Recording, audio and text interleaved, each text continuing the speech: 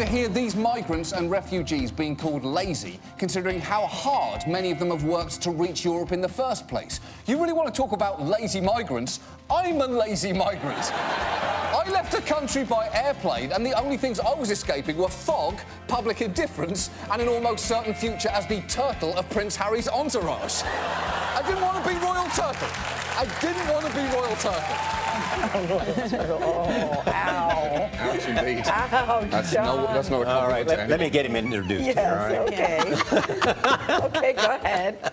Last week tonight with John Oliver is never far behind when it comes to satirizing the news. The show is in its second season. It has been renewed for 2 more. John Oliver, welcome back to Studio 57. It's a pleasure to be back in Studio 57. Are you aware of what's going on between the 2 of them? Oh, I'm aware what's happening between the 3 of you all the time. There is an elegant tension every morning. I love it. So here's what Fortune's 40 Under list, of which you're on, and the Vanity Fair New Establishment says, Oliver has established himself as perhaps the most disruptive journalist on television. They're interesting. Okay, stay with me. Okay, I'm with you. I'm back. First of all. Journalist, first of all. Right, so that's... Journalist. That's inaccurate. Secondly, disruptive. Right. How do you plead? To disruptive, I prefer that word, and I hate that word. No, I'm not a journalist at all, obviously. Obviously, I'm a comedian.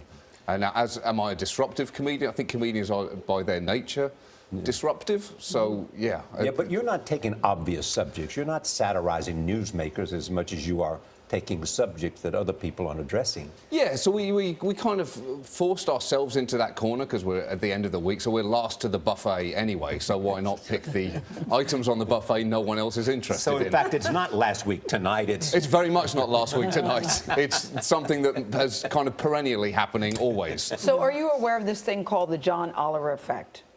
Okay, let me just read you a couple things before you groan. Yeah.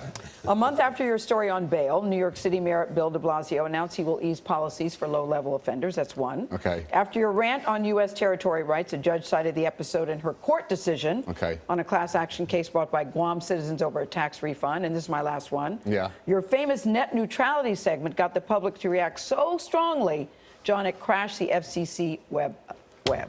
So, does this... I've crashed the web. website. No, I crashed the whole web. The website. The whole web went down. Yeah. You know what I mean. But Yeah. is it intimidating to you, or is it something you said, I can't wait to get in there? No, well, because I ignore all of that. So the ripple effect after the show has nothing to do with us. Once we've done the show, we're finished. And I would argue that we had very little to do with any of those things. I think there were some of those things we were, like bail, I think was in the process of changing, and we were just shining a light on the problems towards the end of that process. But you're shining a light on the absurd public policy, some absurd public policy. Well, there are a lot of absurd public policies to shine lights on, so yes.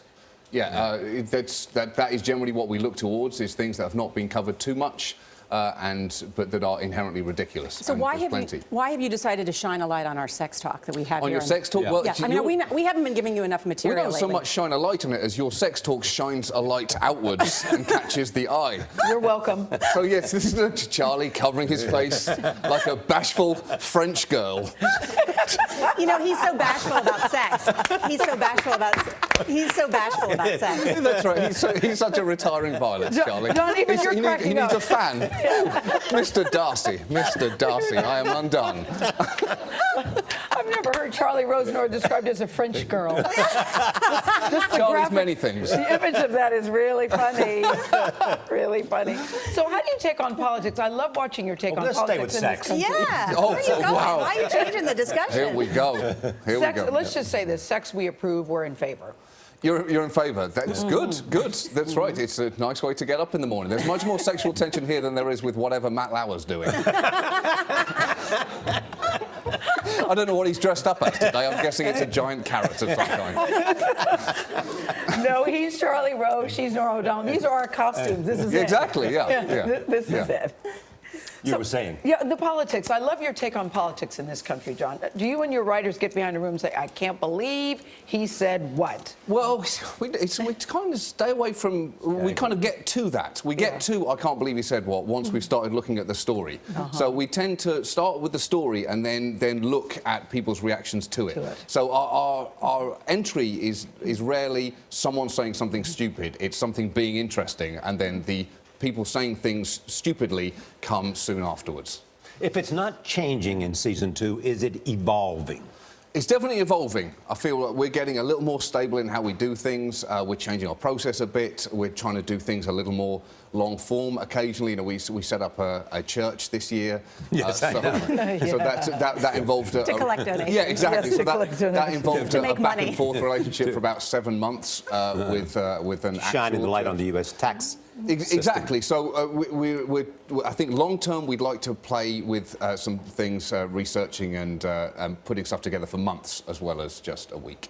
Well, your sign says it's season 2 and you're changing it all up, but you've been renewed for season 3 and 4 already, Yeah, John. yeah, we'll screw it. Bravo. We'll screw it up. Bravo. We're about to start our slow descent into failure. You're great. What do you think of this process we have? I mean, in terms of the debates we've had, we just had another Republican debate the other night where it's undeniably long. No one could say that the American democratic process is not long, or indeed way too long. Yeah. And there's a lot of compared balloons to everywhere. Everywhere, and there's a lot of balloons involved. American democracy looks like a 4-year-old's birthday party. A lot of debates. A lot of debates, a lot of talking without a great deal being said. So no, it's very frustrating to me, the amount of coverage of the election years, often literally years before it happens. But you've endorsed Donald Trump. I have endorsed Donald Trump. I have very much not done that on any level. I don't really care about him in any capacity. So you wouldn't want to have him on the show? On my no, No, on your I've show. got No, nothing. you I would haven't really not. got anything to say to him. There's nothing. He said everything he wants to say. Yeah. He has no internal monologue, that man. So it's not like you're going to find the secret nugget he's been holding back. He's an open book, and that book doesn't have many interesting words in it. So great to have you here, sir. It really Yeah, is. Come back so great. anytime. It's a pleasure. I love it here. John, we're cheering love you. on. Yeah, We're cheering we love on. you. Thank you. Thank you. Great to have you You're here. coming on our 1,000th show. I know. All Muzzle tough. All right. Thank you, sir. I got some Last Week Tonight airs Sundays on HBO.